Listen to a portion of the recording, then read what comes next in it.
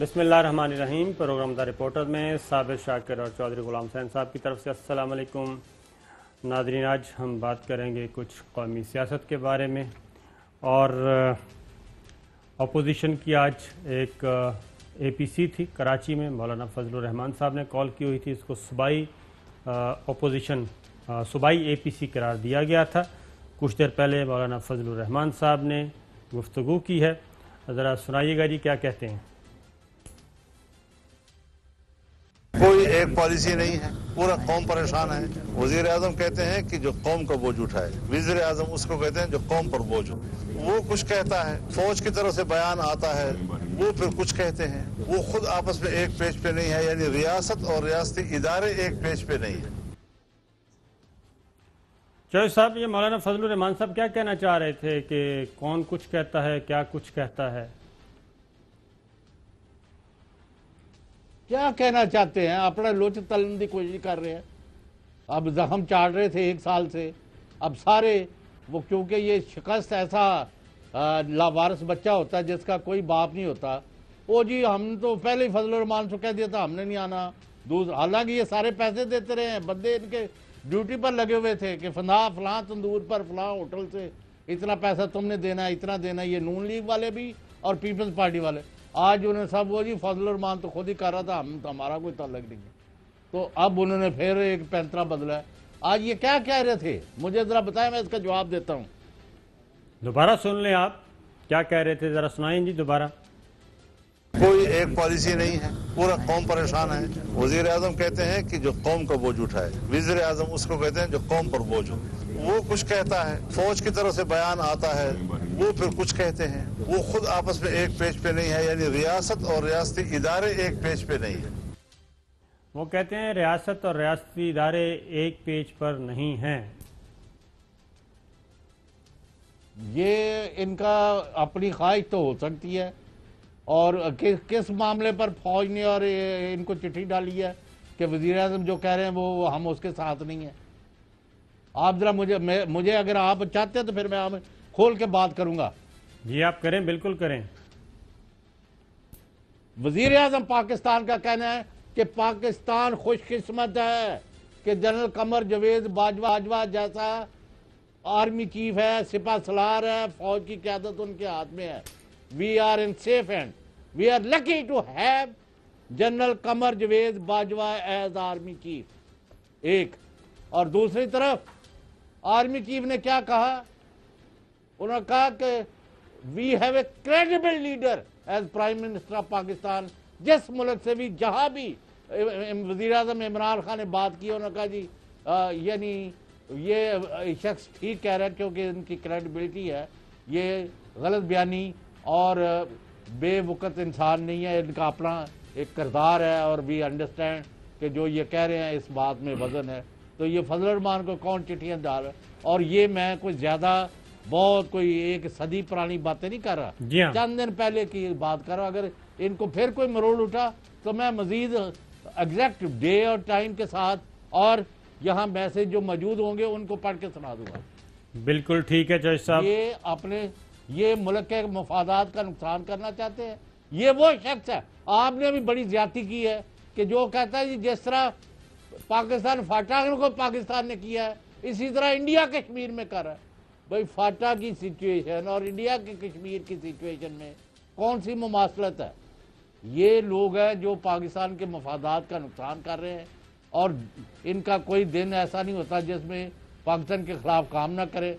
मुझे तो अफसोस है, सद अफसोस है कि बहुत सारे लोगों को यानी जो है उनको उनकी पकड़ नहीं हुई।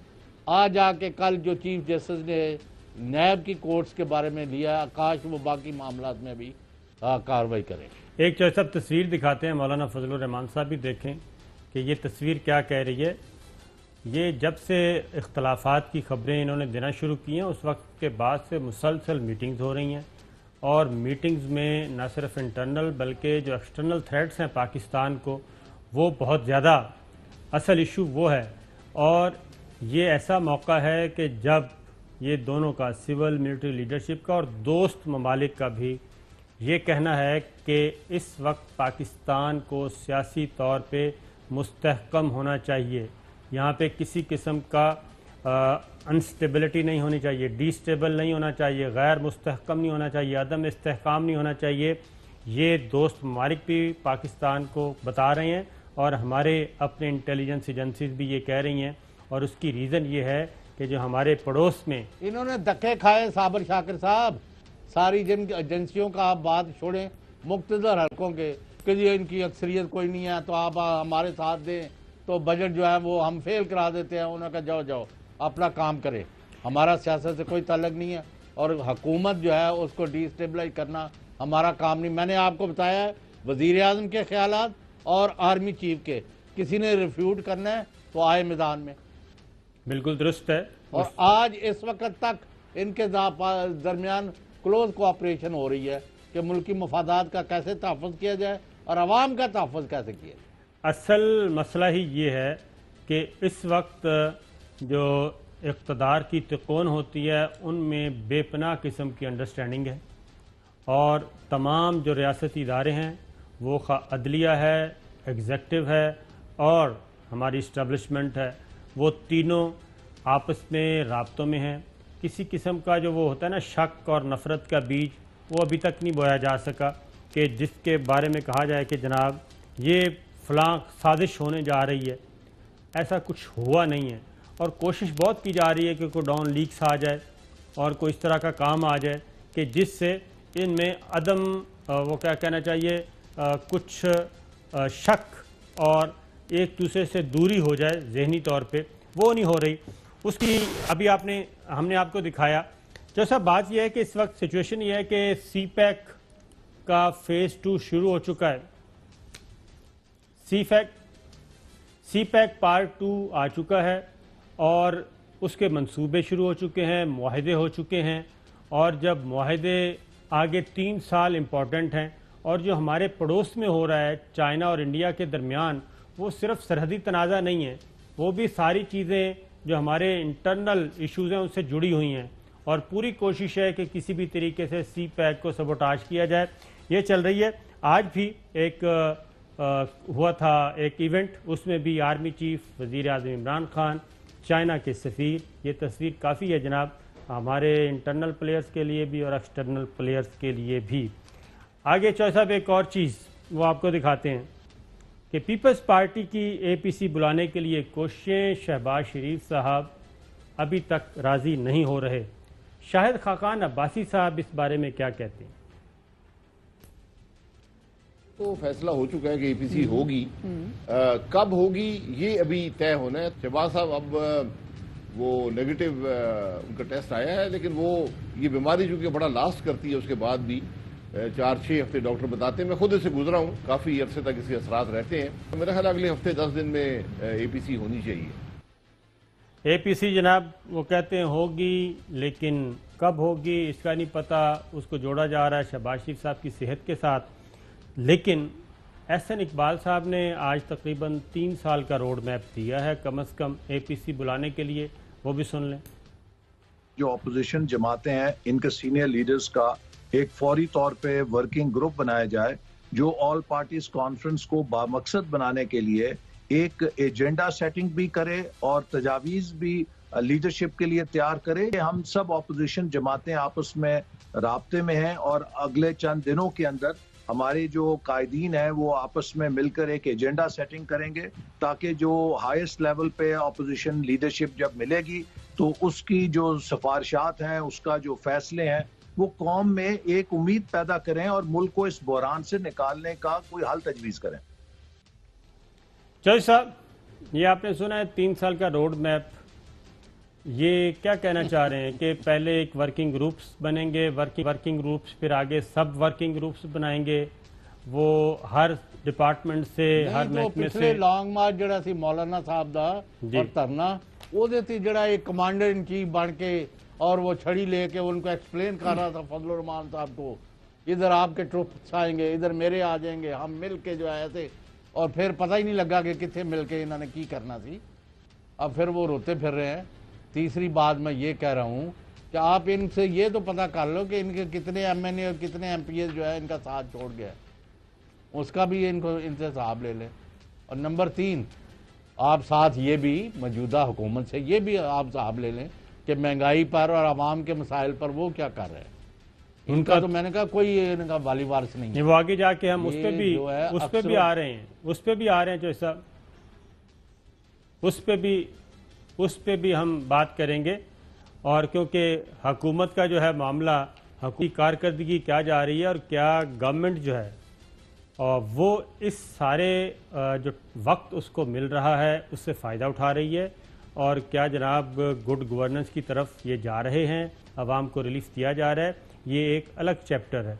लेकिन पहले अपोजिशन जैसा एक और चीज़ भी बता दूं कि आज मौलाना फजलुर रहमान साहब की अच्छा वो मुझे इसका जरा बता दें। मौलाना फजलुर रहमान साहब, तो सुन ले एक मिनट। मौलाना फजलुर रहमान साहब की जो एपीसी थी ये सूबाई थी, और सूबाई अपोजिशन जमातें जो हैं सूबाई सतह पे कराची में, इसमें मुत्तहिदा कौमी मूवमेंट भी मौजूद थी, 2 रुकनी वफद ने शिरकत की, पीपल्स पार्टी भी मौजूद थी, हालांकि सिंध में पीपल्स पार्टी की हुकूमत है।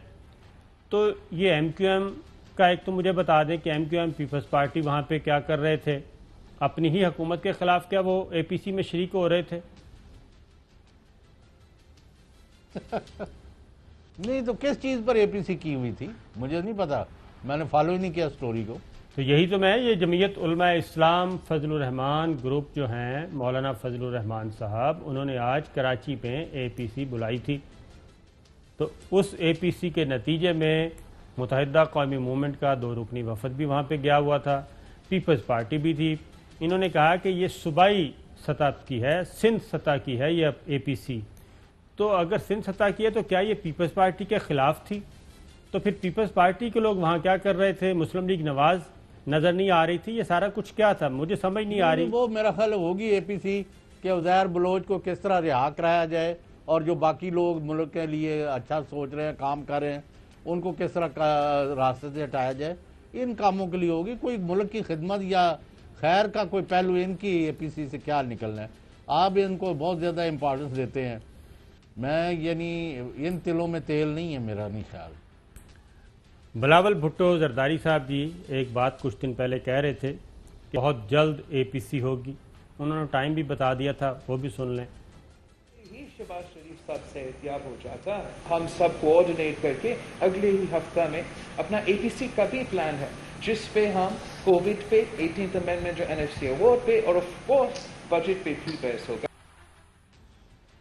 28 जून को बिलावल भुट्टो जरदारी साहब ने ये बात की, और उन्होंने कहा कि एक हफ्ते के अंदर अंदर ये सब कुछ हो जाएगा।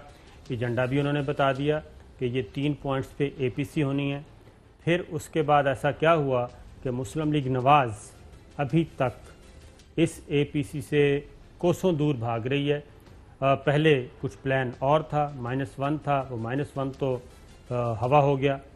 अब आसिन इकबाल साहब को मैं दोबारा सुनवाता हूँ ज़रा समझाने के लिए कि ये चीज़ क्या है, कन्फ्यूजन है तो सीधा सीधा बता दें जनाब आके कि हमारे ये इख्तलाफात हैं और फ़िलहाल नहीं हो सकती। ये जो पीपल्स पार्टी और मुस्लिम लीग नवाज के दरमियान पिंग पोंग चल रहा है, ये भी अजीबोगरीब किस्म का है। आसिन इकबाल साहब को सुनिए वो क्या कह रहे हैं।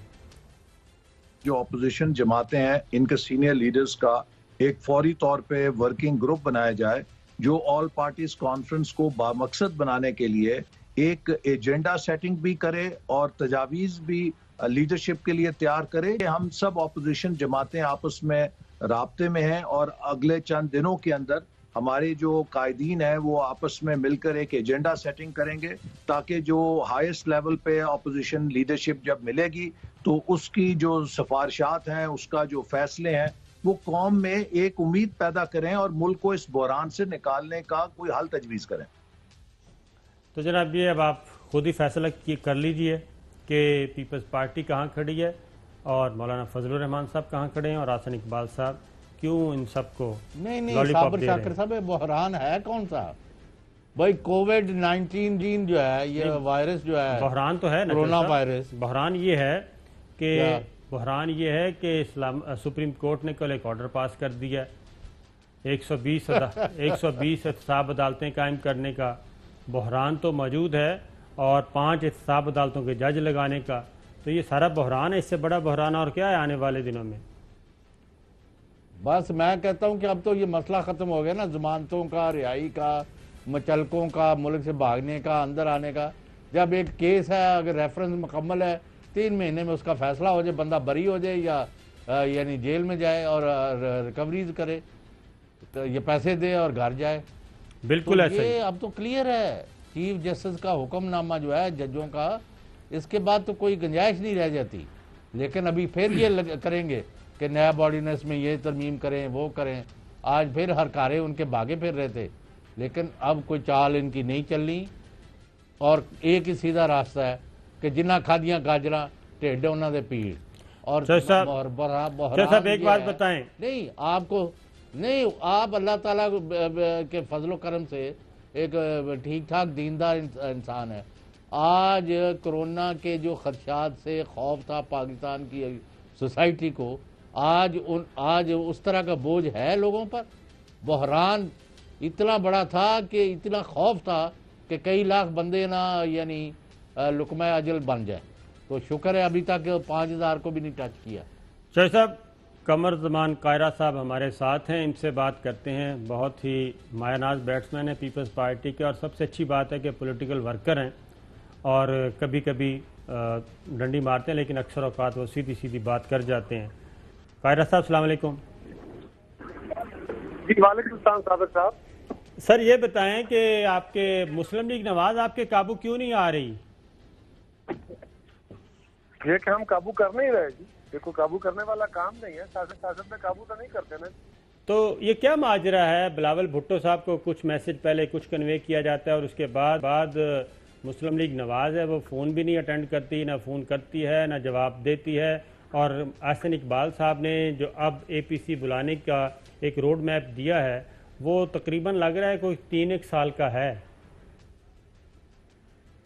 देखिए हमारी कोशिश साबिर साहब है, हम ये समझते हैं कि इस वक्त पाकिस्तान का बहरान ऐसा हो गया है कि इस वक्त कौमी क़यादत की ये जिम्मेदारी है इसमें वो एक लीडरशिप, एक रहनुमाई फराहम करे और सारी कौमी क़यादत इकट्ठी बैठे। अगर उस पर कोई जमात नहीं आती या लेट करती है या कोई वजह हो सकती है, मैं उस पर कोई कमेंट नहीं कर सकता, तो ये उनकी मर्जी है। हम तो अपनी तय, हमें आप जज करने के लिए आप इंडिपेंडेंट हमारी जिम्मेदारी देखिए कि हमारी जो जिम्मेदारी है क्या हम वो अदा करने की कोशिश कर रहे हैं। हाँ, उसमें हम कामयाब हो पाते हैं या नहीं हो पाते, इसमें हमारी नेग्लिजेंस क्या है और दीगर जमातों की। और जहाँ तक तलक मुस्लिम लीग का है, मियाँ शहबाज शरीफ साहब क्योंकि अलील थे इसलिए पहले तो उनसे रब्ता नहीं हो रहा था और अब रब्ता हुआ। लेटेस्ट उन्होंने क्या कहा है हसन इकबाल साहब ने, इत्तेफाक से मेरे इल्म में है नहीं, इसलिए उस पर बात करना मुनासिब नहीं होगा। मैं आपको सुनवा देता हूँ कायरा साहब, आप सुन लें उन्होंने क्या कहा है। मेरा ख्याल है आप खुद ही समझ जाएंगे, जरा सुनाइएगा जी।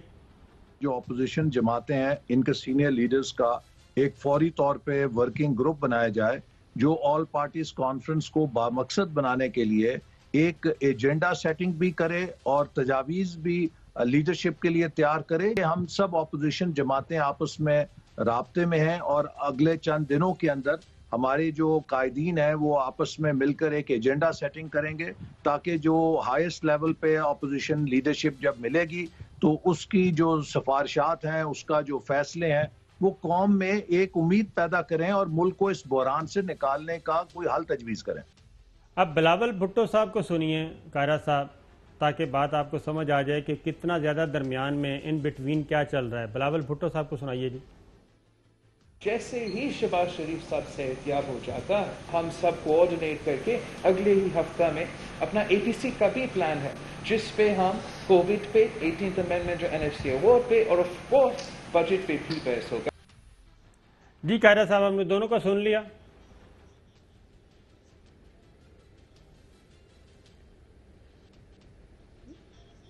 कायरा साहब जी साबिर साहब, जी, आपने दोनों जी मैंने दोनों सुन ली। जो APC होती है ना जी, तो APC से पहले जो मीटिंग तजवीज की है हसन इकबाल साहब ने, ऐसा ही होता है। ये वो तजवीज करते ना करते ऐसा ही होना था।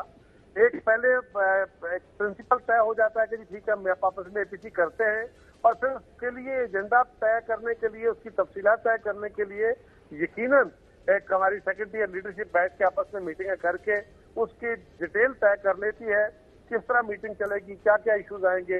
उसके बाद मीटिंग कन्वीन होती है। तो इसमें कोई 3 साल का रोड मैप तो मुझे नजर नहीं आता। हाँ, ये बात प्रिंसिपली उनकी दुरुस्त है और ये जरा जल्दी हो जाना चाहिए, ये बात दुरुस्त है। हमारी कोशिश तो थी कि ये बजट के दौरान हो, उस वक्त शहबाज शरीफ साहब अलील से ये ना हो सका, पर अब ये जल्दी होना चाहिए, इसमें लेट नहीं होना चाहिए। कायरा साहब, बात यह है कि मैं चाहता हूँ आप ज़रा थोड़ी सी एक पॉलिटिकल वर्कर के तौर पे आपका बड़ा विजन है, वो बात करें, पार्टी से ज़रा थोड़ा सा हट जाएं थोड़ी देर के लिए। ये बताएं कि 28 तारीख को बिलावल भुट्टो साहब ने कहा, उस वक्त APC की डेट कम व बेश फाइनल हो चुकी थी। उसके बाद मुस्लिम लीग नवाज़ ने पीछे हटना शुरू कर दिया, फिर -1 आ गया, फिर -1 से भी मुस्लिम लीग नवाज़ पीछे हट गई। अब वो अब आम इंतखाबात की तरफ जा रही है, वोट ऑफ नो कॉन्फिडेंस से वो पीछे हट रहे हैं। वो अपना एक डिमांड चार्टर ऑफ डिमांड अलग से तरतीब दे रहे हैं। मुस्लिम लीग नवाज़ आपके काबू नहीं आ रही, ये एक सामने नज़र आ रहा है। शायद खाकान अब्बासी साहब को सुन लें, वो कुछ और कहें, ज़रा सुनाइएगा जी। एक ऑप्शन अदम एतमाद होता है, इजहार राय का जरिया जरूर हो सकता है, लेकिन हुकूमत को हटाने, उसके जरिए हटाना बड़ा मुश्किल काम। -1 एक जमात के अंदर से होता है। मेरी असेसमेंट है पॉलिटिकल कि उस जमात के अंदर इमरान खान के अलावा कोई आदमी नहीं है। अगर मुल्क में इलेक्शन होते हैं, अक्सरियत हासिल करते हैं, तो इंशाल्लाह इक़्तिदार में आएंगे। जी कायरा साहब। साबर साहब, आपने फिर कहा कि हमारे काबू नहीं आ रही है। मैं फिर वही कहूंगा कि हम उनको काबू कर नहीं रहे। नाम काबू कर सकते हैं, नाम काबू करने वाले कोई और होंगे। हम तो एक अपनी सियासी तजवीज दे सकते हैं और मुस्लिम लीग आजाद है, हमारी राय के साथ चले या अपनी आजादाना राय लेके चले या अपना एजेंडा अगर वो लेके चलना चाहते हैं तो उनको कोई पाबंदी तो नहीं है। हमारे साथ कोई अलायंस तो नहीं था जिसको वो छोड़ के जा रहे हैं। हम तो कोशिश कर रहे हैं और हमारे दानिश में वो भी कोशिश कर रहे हैं और हमारे एजेंडा अपोजिशन के मोर और लेस सेम है। हाँ, आप उसको जिस तरह चाहें उसको उस तरह इंटरप्रेट कर लें। शायद खाकान अब्बासी साहब ने जो कहा उनकी राय है, बिल्कुल दुरुस्त है, मुझे उससे क्या इनकार हो सकता है। जी चौधरी साहब। कमर ज़मान कायरा साहब एक बहुत अच्छे सियासतदान हैं और जुर्रतमान इंसान हैं और बड़े हौसले वाले हैं। यानी मैं समझता हूँ कि ये गनीमत है, नेशनल एसेट है पाकिस्तान में इस तरह के लोग। लेकिन मुझे ये बताएं कि ये सिंध गवर्नमेंट जो है वहाँ हाहाकार मची हुई है, कारकर्दगी आपकी पार्टी के है कुछ नहीं, लूट मार का बाजार गर्म है। उसके बाद उज़ैर बलोच जैसे लोग जो है उसको कत्ल कर रहे हो, इसको कर रहे हो। इधर आप जो है शहबाज शरीफ ने क्या करना है, आप मरियम नवाज या नवाज शरीफ से बात करें, तो क्या आपकी स्ट्रेटेजी क्या, मुझे नहीं समझ लग रही। साहब 2-3 बातें आपने कह दी। एक तो गुजारिश ये है कि शहबाज शरीफ साहब लीडर ऑफ द अपोजिशन हैं, वो मुस्लिम लीग के सदर हैं और हमें उन्हीं से रब्ता करना है। पार्लियामान के अंदर वो लीडर ऑफ द अपोजिशन है, तो यकीनन एक सियासी जमात के तौर पे हमारी जिम्मेदारी यही है। आपकी दानिश में आप हो सकता है आपकी राय दुरुस्त हो, हमारी दानिश में वो दुरुस्त राय नहीं है और जो हम समझते हैं वो पार्लिमानी जमातों का फैसला होना है, उनकी मीटिंग होनी है और उसको कंडक्ट या उसको कन्वीन शहबाज शरीफ साहब बतौर लीडर ऑफ द अपोजिशन करें तो ज्यादा मौजूद है। दूसरी गुजारिश यह है कि पीपल्स पार्टी के ऊपर बहुत सारे बातें हुई, हमारी परफॉर्मेंस कोई नहीं है। हाँ, पंजाब की परफॉर्मेंस बहुत आला है, मुझे उसको सलाम करना है। खैबर पख्तूनख्वा की परफॉर्मेंस के बारे में भी यकीनन मुझे बड़ी तसल्ली है, आप उस पर उनको सर्टिफिकेट दे दें। सिंध के बारे में तो चौधरी साहब एक बड़ा लिखा पड़ी बात है ना कि जब सिंध का जिक्र आए तो हम कहेंगे कि तो उनको वो है न लाए कि हम उनके ऊपर अपना एक बायस होता है, छोड़िए। लेकिन गुजारिश ये है, करप्शन की लूट मार बची हुई है इफ्तिखार चौधरी से लेके आज तक, और आपके सारे इदारे, आपकी सारी अदालतें, वो तो उनको आज तक किसी केस में सजा नहीं, कुछ नहीं। और आपके पास क्या सबूत है जिसकी बुनियाद पे आप रोज बैठ के उनको गालियां दें कि जी वो लूट मार मची हुई है, डाकू है, ये है, ये सर्टिफिकेशन है। तो मेरी आपसे गुजारिश है, आप बड़े मोहतरम आदमी हैं, लेकिन आप अपनी जजमेंट देने से पहले उनको किसी अदालत से, जुल्फकार अली भुट्टो से लेके आज तक सिंध गवर्नमेंट को किस दौर में बख्शा गया और कोई सजा हुई है? कुछ तो खुदा का मतलब किस पे इल्जाम नहीं, कभी किसी और को भी इस तरह गाली दी है। तो मेरी गुजारिश ये होगी, हाँ, सिंध गवर्नमेंट को अपनी परफॉर्मेंस बतानी चाहिए और बता रहे हैं। कोरोना के अंदर अगर उनसे बेहतर किसी ने परफॉर्म किया तो आप बता दीजिए। उनके यहाँ जो उनकी सेहत की सहूलतों के बारे में है उसकी परफॉर्मेंस देख लीजिए, उनके रेवेन्यू रिकवरीज को देख लीजिए। अगर उनकी आमदन और अखराजात को देखना, एक है कि भी वहाँ फलान हो गया, वहाँ कुत्ता काट जाए तो खबर है, और कुत्ते ने किसी और को काट दिया और वो बंदा उसको वैक्सीन नहीं मिली, ये भी एक खबर है। और जो कुत्ते पंजाब में तो काटते ही नहीं है, खैबर पख्तूनख्वा में भी नहीं काटते, बिल्कुल यहाँ तो बावले कुत्ते होते ही नहीं है। अच्छा कायरा साहब, ये मुनासिब नहीं। कायरा साहब बात ये है कि कुत्ते तो गली गली फिर रहे हैं और काट रहे हैं और बेचारे आवाम को काट रहे हैं, थोड़े काट दे रहे हैं। और कुत्तों का जो काम है वो सुबाई और लिसानी तासुबात से ऊपर करके वो काटते हैं, इसमें कोई शक नहीं है। इसलिए वो तो आपकी बात दुरुस्त है। जिस रेफरेंस में मैंने बात की आप भी जानते हैं। नहीं मैं वही कह रहा हूँ, जिस तरह आप फरमा रहे हैं। नहीं मैं ये नहीं सुने मैं कह रहा हूँ कि हर गली में, हर बाजार में, हर शहर में, हर सूबे में मौजूद हैं। और कायरा साहब की गल सुन लो। एक मिनट साहब, एक मिनट। मैं ये कह रहा हूँ वो बिल्कुल जारी है। मैं आपसे सवाल ये कर रहा हूँ, उसमें आपका पॉइंट ऑफ व्यू बिल्कुल आ गया, आपने भी बात की, बिल्कुल आप पॉलिटिकल पार्टी को एक नुमाइंदगी कर रहे हैं, सीनियर मोस्ट रहनुमा हैं। मैं ये पूछ रहा हूँ, जैसा आपने कहा कायरा साहब कि शहबाज शरीफ साहब और मरियम बीबी, शहबाज शरीफ साहब अपोजिशन लीडर हैं, हम सिर्फ उनसे बात करेंगे, तो मरियम बीबी की कोई हैसियत आप नहीं समझते? क्योंकि पॉलिटिकल, असल तो आपको भी पता है कि पॉलिटिकल फोर्स किसके पास है, पार्लिमानी कुव्वत शहबाज शरीफ साहब की अपनी जगह पे है, लेकिन पार्टी किसके पास है? तो क्या मरियम बीबी को आप इग्नोर कर रहे हैं टोटली?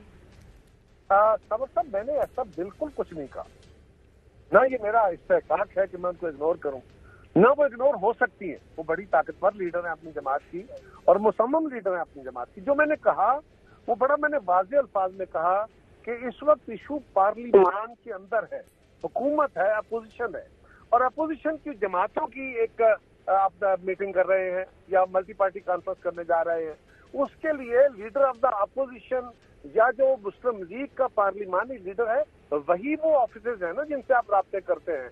यकीनन मरियम बीबी क्योंकि इस वक्त बिल्कुल मंजर से खुद ही हटी हुई है, उनको मंजर पे आना चाहिए, उनको अपनी जिम्मेदारियां निभानी चाहिए, लेकिन मुझे कहने का हक तो नहीं है ना। वो अगर एक्टिव होंगी तो उनसे भी राब्ते कर लेंगे। लेकिन कायरा साहब ये असूल जो है ये JUI पे फिर क्यों नहीं आप, क्योंकि JUI में मौलाना फजलुर रहमान पार्टी से पार्लियामान से बाहर हैं, आप उनसे राब्ता करते हैं। मौलाना फजलुर रहमान साहब अपनी जमात के सरबराह हैं जी, मियां नवाज शरीफ सरबराह नहीं है। एक मिनट सुन लेना, असफंद यार के साथ भी आप राब्ता करते हैं, तो इधर आप लीडर ऑफ अपोजिशन की पोस्ट को ले रहे हैं। सर मैं गुजारिश और कर रहा हूँ, मैं सिर्फ मियां नवाज शरीफ साहब मुल्क से बाहर है और इस वक्त वो पार्टी के अहदेदार नहीं है, कायद है जी, वो मुसम्मम लीडर है। यस, कायद का कोई अहदा नहीं होता जी, वो मुसम्मम लीडर है, ये बात तय है, लेकिन कायद का कोई ऑफिस नहीं होता। गुजारिश दूसरी बात यह है कि मरियम बीबी वाइस चेयरमैन, वाइस प्रेसिडेंट है, बिल्कुल मैंने कहा ना वो मुसम्मम लीडर है, लेकिन शहबाज शरीफ साहब को आप अगर अलग करके देख रहे हो तो और बात है। एक जमात के तौर पे मेरा ये इस्तेहकाक नहीं है, मैं उनकी जमात के सदर से राब्ता कर रहा हूँ जिससे मुझे करना चाहिए। मैं अपोजिशन के सरबराह से, रहनुमा से बात कर रहा हूँ कौमी असम्बली के अंदर, जिससे मुझे राब्ता करना चाहिए। आपकी राय भी दुरुस्त है, मैं आपकी राय अपनी कैबिनेट तक पहुँचा देता हूँ कि साबर साहब का ख्याल ये है कि आपको मरियम बीबी से राब्ता करना चाहिए। मैं उनको कहूँगा, अगर कोई बुरा पर समझेंगे तो कर नहीं। आपको ये देखें कायरा साहब, ये तो आपको भी पता है कि जब मामला बिल्कुल फारिग हो गए थे तो बिलावल भुट्टो जरदारी साहब ने अफ्तारी पे मरियम बीबी को बुलाया था, शहबाज शरीफ साहब को नहीं बुलाया था, ये आपको पता है। तो एक फ़ोन लाइन कट गई है जनाब, और लाइन कट गई, और एक ब्रेक लेते हैं, ब्रेक से बाद वापस आते हैं। वेलकम बैक नाजरीन। कायरा साहब वो लाइन कट गई थी, आखिरी सवाल था मेरा कि जो अफ्तारी पे दावत दी थी बिलावल साहब ने, तो उस वक्त मरियम बीबी को दी थी, और मरियम बीबी आई थी और उनके साथ हमज़ा भी आए थे, लेकिन जो VVIP ट्रीटमेंट था वो मरियम बीबी को मिला था। तो उस वक्त ये असूल किधर था? साबर साहब मैं कोई किसी हार्ड एंड फास्ट रूल की बात नहीं कर रहा, मैं ये नहीं कह रहा कि मरियम बीबी से बात नहीं करनी चाहिए। मियां नवाज शरीफ साहब अलील भी हैं और मुल्क से बाहर भी हैं, तो मरियम बीबी मुल्क के अंदर जरूर हैं, लेकिन वो आउट ऑफ टच है, वो बिल्कुल मीडिया में भी नहीं आ रही। उनको आना चाहिए मेरी ज़ाती राय में, लेकिन हम ये नहीं, हमारे लिए ये मुनासिब नहीं है। आप आज़ादाना राय के हामिल हैं, आप साथी हैं, आप कह सकते हैं, लेकिन एक सियासी जमात के तौर पे मुझे ये डिस्टिंक्शन नहीं करनी चाहिए कि मुस्लिम लीग के अंदर किसकी क्या हैसियत है। हाँ, मुस्लिम लीग के अंदर शहबाज शरीफ साहब उनके सदर हैं और वो लीडर ऑफ द अपोजिशन है, लिहाजा उनसे रब्ता करना कोई मायूब बात नहीं। उनको क्योंकि वो अलील थे इसलिए लेट हो गया, मैं तो पहले कह रहा हूँ अब इसको जल्दी हो जाना चाहिए। और मेरा ख्याल हमें तवक्को करनी चाहिए कि मुस्लिम लीग इस पर जल्द फैसला करेगी या जल्द रिस्पॉन्ड कर लेगी। पहले भी कर लेना चाहिए था, लेकिन अगर वो नहीं कर, फर्ज करे कि अगर वो नहीं करते तो मैं तो अपनी जिम्मेदारी का जवाब दे हूँ कि मेरी सियासी जिम्मेदारी क्या है। अगर उसके ऊपर कोई बाकी जमात अल्लाह करे वो मुझसे ज्यादा बेहतर रिस्पॉन्ड करें, लेकिन अगर वो नहीं करती कोई जमात भी, तो मेरा कसूर तो नहीं होगा ना। ये बात तो ठीक है, आपका कसूर तो नहीं होगा, लेकिन आप अपनी लीडरशिप से बात तो कर सकते हैं। और उसकी वजह यह है कि आपको ये तो मालूम ही है ना कायरा साहब, आप एक पॉलिटिकल वर्कर हैं। मैं बार बार ये कह रहा हूँ कि हम आपकी दिलो जान से कदर करते हैं। ये आप, मैं बड़ा मशहूर हूँ, बड़ा मशहूर हूँ, बल्कि शायद मेरा थोड़ा लहजा ऊंचा हो गया, तो इस साहब का बड़ा एहतराम है मुझे। नहीं, कोई इशू नहीं है। तो सिर्फ ये है कि इस वक्त आपको ये तो पता है ना कि पार्लियामान में पाकिस्तान पीपल्स पार्टी पार्लियामेंटेरियंस हैं, पाकिस्तान पीपल्स पार्टी नहीं है, लेकिन तमाम अमूर जो हैं वो पाकिस्तान पीपल्स पार्टी चला रही है। पाकिस्तान पीपल्स पार्टी पार्लियामेंटेरियंस के जो ओहदेदार हैं वो आपको पता है नॉमिनल से हैं, डिफेक्टो तो कोई और हैं, वो डिज्योरे तो ज़रूर हैं लेकिन डिफेक्टो नहीं है। देखिए, वो जरदारी साहब हैं, जरदारी साहब भी अलील हैं, वो भी एक्टिव नहीं है। लेकिन दूसरी तरफ ये भी है कि पाकिस्तान पीपल्स पार्टी पार्लियामेंटेरियन तो शाकिर साहब आप और चौधरी साहब से बेहतर कौन जानता है कि वो तो एक वक्त का जबर था जिसके तहत हमें ये फैसला करना पड़ा, और हमारी इंतखाबी चैप्टर है उसका नाम ये रखा गया। वो एक चैप्टर, वो एक अलग चीज है, लेकिन मैं तो ये कह रहा हूँ कि ग्राउंड रियलिटी तो यही है ना कि पाकिस्तान पीपल्स पार्टी। मैंने पहले अर्ज किया कि मैं कोई स्ट्रिक्टो सेंसो प्रिंसिपल की बात, मैं तो ये कह रहा हूँ कि मेरे लिए मुस्लिम लीग के अंदर किसी को डिस्टिंक्ट करना मुनासिब नहीं है। ठीक है, पर ये किसे रब्ता करना चाहिए, मैंने पहले भी गुजारिश की कि मैं आपकी राय अपनी क़यादत तक पहुंचाऊंगा। बिल्कुल ठीक है कायरा साहब, आपका बहुत बहुत शुक्रिया। बहुत शुक्रिया आपका। बहुत बात आगे बढ़ाते हैं जनाब। जनाब आज एक लाहौर हाई कोर्ट, मौजूदा गवर्नमेंट के जी मामलात भी ख़राब होते जा रहे हैं, और एक आया था पेट्रोलियम क्राइसिस आया था, बिजली पेट्रोल की प्राइसेस कम हुई और बहुत ज़्यादा कम हुई, लेकिन जैसे ही पेट्रोलियम प्राइसेस गिरी मार्केट से पेट्रोल गायब हो गया, और वो अभी तक तहकीकात हो रही हैं, उसका कोई सिरा नहीं मिल रहा कि उसका ज़िम्मेदार कौन है, और ये मामला पहुंच गया लाहौर हाई कोर्ट। आज लाहौर हाई कोर्ट में पेट्रोलियम किल्लत के ख़िलाफ़ दरख्वास्तों पर समाअत थी। Chief justice Lahore high court जनाब मोहम्मद कासिम खान, जस्टिस मोहम्मद कासिम खान की सरबराही में बेंच ने समाअत की, और वहाँ पे पहली दफ़ा मौजूदा हुकूमत के दौर में आई थिंक पहली दफ़ा वज़ीर आज़म इमरान खान के प्रिंसिपल सेक्रेटरी आज़म खान को अपेयर होना पड़ा कोर्ट ऑर्डर पे, क्योंकि इंतहाई सख्त ऑर्डर थे कि अगर वो ना आए तो फिर उनके ख़िलाफ़ कार्रवाई की जाएगी। आज वो पेश हुए, और जो वहाँ पे रिमार्क्स आए वो मैं आपसे शेयर कर लेता हूँ। हक़ाइक़ सामने आएंगे, महसूस होता है इसमें कुछ बड़े लोग मुलव्वस हैं। Chief justice Lahore high court, इतना बड़ा क्राइसिस आया, क्या किसकी जिम्मेदारी थी या नहीं, हमें मुतमईन न किया गया तो लिख दूंगा कि इस हुकूमत में बैड गवर्नेंस की इंतहा रही। अगर हुकूमती सतह पे बैड गवर्नेंस हो तो आवाम को खमियाजा अदा करना पड़ता है। Chief justice Lahore high court Mohammad Qasim Khan, अगर मुझसे कुछ छुपाया गया तो फिर मैं किसी अफसर को नहीं छोड़ूंगा। Chief justice Lahore high court, commission के लिए नाम और TORs लेकर आएँ। चीफ जस्टिस का अटॉर्नी जनरल से मुकालमा। कमीशन के आगे जाके बात करते हैं कि कौन से कमीशन की बात हो रही है। अगर TORs में कमी बेशी हुई तो फिर आगे चलेंगे। Chief justice Lahore high court, chairperson OGRA अदालत में सच बोलें, या तो चेयरपर्सन ओगरा सच बोलकर गवाह बने या फिर मुलजिम। ये एक अहम तरीन रिमार्क्स आए हैं जनाब कि चेयरपर्सन ओगरा अदालत में सच बोलें, सच बोलकर गवाह बने, या फिर अदरवाइज वो मुलजम होंगी। अदालती नोटिस के बाद ओगरा ने कंपनियों को नोटिस जारी किया। Chief justice Lahore high court, इस इक़दाम से लगता है आंखों में धूल झोंकने की कोशिश की गई। आपके पास इख्तियार था, आप कंपनियों को रोज़ जुर्माना कर सकते थे, चीफ जस्टिस का वकील ओगरा से मुकालमा। अटॉर्नी जनरल सेक्रेटरी पेट्रोलियम ने ओगरा को पॉइंट आउट किया जो बिल्कुल दुरुस्त नहीं। वकील ओगरा का अदालत में मौक़िफ़, आप खुलकर बात करें, साफ छुपते भी नहीं, सामने आते भी नहीं। Chief justice Lahore high court. Petroleum मसनूआत बहरान से मुताल्लिक केस की समाअत 16 जुलाई तक मुलतवी हो गई है और लाहौर हाई कोर्ट ने यह ऑर्डर किया जनाब कि एक कमीशन बनाया जाए और कमीशन के सरबराह के बारे में बताएं कि कौन होंगे, और अगर गवर्नमेंट ना फाइनल कर सकी तो फिर अदालत खुद ये कमीशन के सरबराह का तयन करेगी। जैसा बताइए जी। नहीं ठीक है, दूध तो पानी ना पानी होना चाहिए। जिसने भी किया है, गलत किया है, उसको सजा भुगतनी चाहिए। हकायक तो मेरा ख्याल है अदालत ने सही है ऑर्डर किया कि अपना कमीशन बनना चाहिए और सारे मामला की छानबीन हो। पूरा जून का महीना जो है लोगों के साथ जो हुआ है वो आपके सामने है।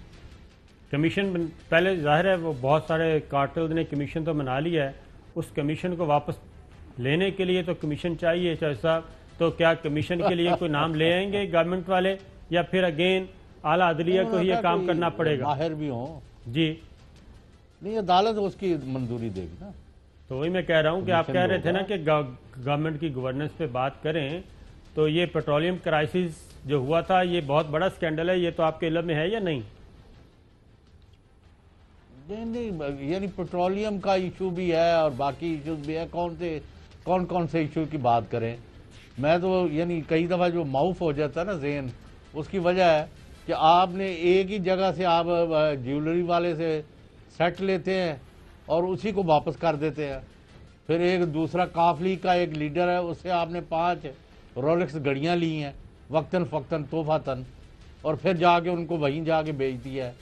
आजकल ये जो है ना, हम बातें जो प्राइवेट भी कर रहे होते हैं ना, जीशान और आप और मैं, हम में से कोई नहीं बताता, लेकिन सारे लोग जो है एजुकेटेड गैस या ग्रेड जो है ना, रावी दे कंडे दे लोग, उनको सबको पता है। और कोई हलचल है, कोई खिचड़ी पक रही है जिसका मुझे नहीं पता, और क्यों इंट्रोड्यूस किए जा रहे हैं एक एक बंदे के।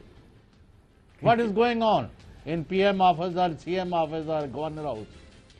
ये आने वाले दिनों के लिए मैं सोच रहा था जी, तो आप बताएं ना कि क्या इंटरव्यूज किए जा रहे हैं? आने वाले दिनों के लिए किए जा रहे हैं ना? नहीं मुझे नहीं पता, जितनी इतला थी मैंने दे दी है लोगों को भी। आप अब वहां बैठे हुए हैं, आप एक इन्वेस्टिगेशन जर्नलिज्म में बड़ा नाम है, प्लीज फाइंड आउट आज कौन कौन मिला है वज़ीर आज़म से और क्या एजेंडा है, लाहौर में क्या चल रहा है, ये और जनूबी पंजाब के सूबे के लिए किसको फाइनल किया जा रहा है। ये रीशफलिंग हो रही है चौधरी साहब, रीशफलिंग होनी है। रीशफलिंग में प्लेयर्स दोबारा आएंगे अपनी अपनी पोजीशनों पे। कुछ प्लेयर्स की जो पोजीशनें हैं वो चेंज की जाएंगी, कुछ को ड्रॉप किया जाएगा और नई टीम की सिलेक्शन हो रही है। और उसमें आपके जो बुज़दार साहब हैं उनकी भी कारकर्दगी क्वेश्चन मार्क बनी हुई है, उनके बारे में भी किए जा रहे हैं। आप खुल के बात करें, और ये सारी चीज़ें चल रही हैं और इसको ये पॉलिटिकल प्रोसेस मैंने कहा बहुत बड़ी हलचल, बहुत सारी एक्टिविटी जारी है। और मैं जो अब 2+2 जब कंक्लूजन मैं कर बैठूंगा तो सबके सामने ले आऊँगा, लेकिन मैंने ये कहा कि इस वक्त जब हम बात कर रहे हैं एक्टिविटी बड़ी हाई पेज पर हो रही है हुकूमती वानों में। ये नहीं मैंने ऑपोजिशन को या उनकी इतनी मैं सीरियसली नहीं ले रहा। नहीं, अपोजिशन के पास भी इत्तलात होती हैं चौधरी साहब, तो उनको भी सीरियस लेना चाहिए। एक ब्रेक लेते हैं नाजरीन, ब्रेक के पश्चात हैं। वेलकम बैक नाजरीन। अब एक और स्टोरी है, वो है PIA के पायलट्स के बारे में।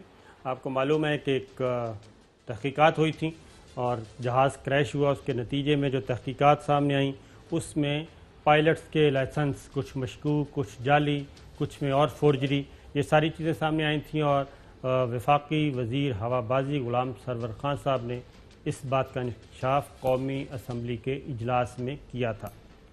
तो वो मामला दरमियान में कुछ रुक गया था और प्रेशर आया, फिर ग़ुलाम सरवर खान साहब साइड पे हो गए, फिर अली ज़ैदी साहब आए और ये बातें होना शुरू हो गई कि इसको अच्छे तरीके से हैंडल किया जा सकता था। लेकिन अब मालूम यह है कि जनाब वज़ीर आज़म इमरान खान भी डटे हुए हैं और ग़ुलाम सरवर खान साहब और PIA के हुक्काम कि जनाब इस मामले को मंतकी अंजाम तक पहुँचाना है। कल ग़ुलाम सरवर खान साहब ने वाज़े किया कि अब तक क्या कार्रवाई हो चुकी है। कल कैबिनेट ने जो एक्शन लिया है कि 28 को तो स्ट्रेट वे टर्मिनेट किया है, 26 जिनके पास कमर्शियल पायलट लाइसेंसेस थे वो एयर ट्रांसपोर्ट पायलट लाइसेंस लेने के लिए इम्तहान पास कर रहे थे, उन्हें डिबार करके उनके खिलाफ एक्शन 54 हो गए। 34 के खिलाफ हमने सस्पेंशन ऑर्डर जारी कर दिए। 262 जो फिगर्स हैं वो तो डुबियस एग्जाम्स वाले हैं। कल में भी 20 और सस्पेंशन हो जाए, 30 की और सस्पेंशन हो जाए, तो एक बंदे तो आइडेंटिफाई हो चुके हैं कि इन लोगों के खिलाफ ये डिस्क्रिपेंसीज हैं। जैसा बात यह है कि ये सारे पायलट्स इस कदर बड़ी तादाद में आ रहे हैं जो मशकूक हैं जिनके लाइसेंस, लेकिन अभी तक जो लाइसेंसिंग अथॉरिटी थी, सिविल एविएशन अथॉरिटी जो लाइसेंस इशू करती है, उनकी तरफ अभी तक इनका रुख अनवर नहीं हुआ। जी, इनकी जिम्मेदारी थी। जी हाँ, बिल्कुल, क्योंकि ये सिर्फ इन्होंने मतलब किया क्या है, यानी पाकिस्तान के बारे में पूरी दुनिया जो खे उड़ाती है कि अब वो सारे समझते हैं इनके पायलट पता नहीं कोई है ठीक है नहीं है। हालांकि हिंदुस्तान में भी हमने देखा है सैकड़ों हज़ारों की तादाद में इसी तरह उन्होंने घंटे पूरे नहीं किए, यानी फ्लाइंग के उन्होंने टेस्ट पास नहीं किए हुए, वो भी इसी तरह वो फिर गिरफ्तारियां कर रहे हैं इंडिया में। लेकिन वो उन्होंने तरीका ये नहीं पकड़ा कि आप अपने मतलब जाके असम्बली में अनाउंस कर दें, आप बंदे जो थे उनको आइडेंटिफाई करके उनको निकाल देते, किसी को कानों कान खबर भी नहीं होनी थी। पता नहीं किस तरीका कार पर अमल हो रहा है। लेकिन जो बात दूसरी मैं कह रहा हूँ कि लाइसेंसिंग अथॉरिटी जो है उनके खिलाफ अभी तक क्यों नहीं कार्रवाई की गई? काबीना में उनके खिलाफ किए हैं लोग इन्होंने।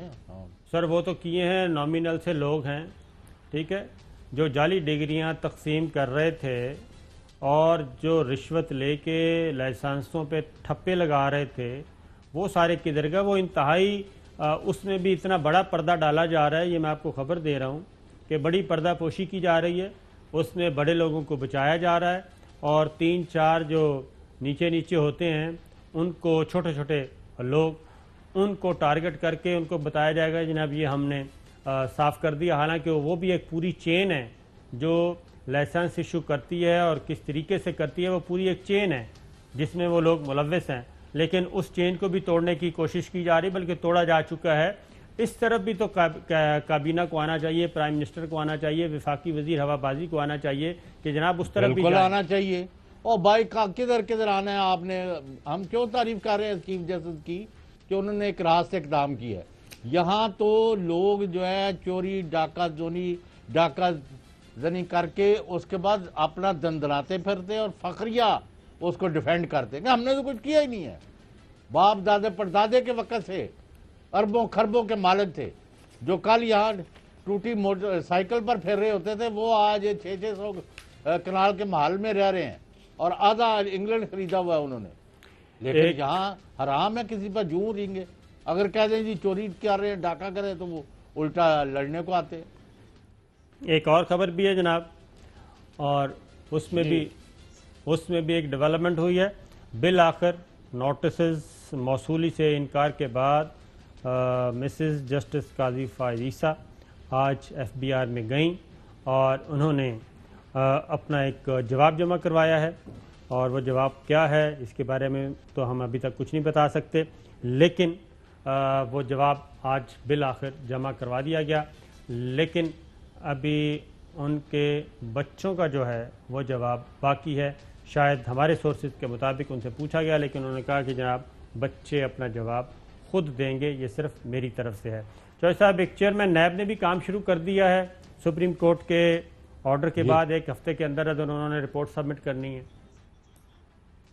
जी, उन्होंने अपना बाकायदा आज, लेकिन अब काम नजर आना चाहिए जी, हमें बातों से नहीं है कौन क्या कह रहा है इससे।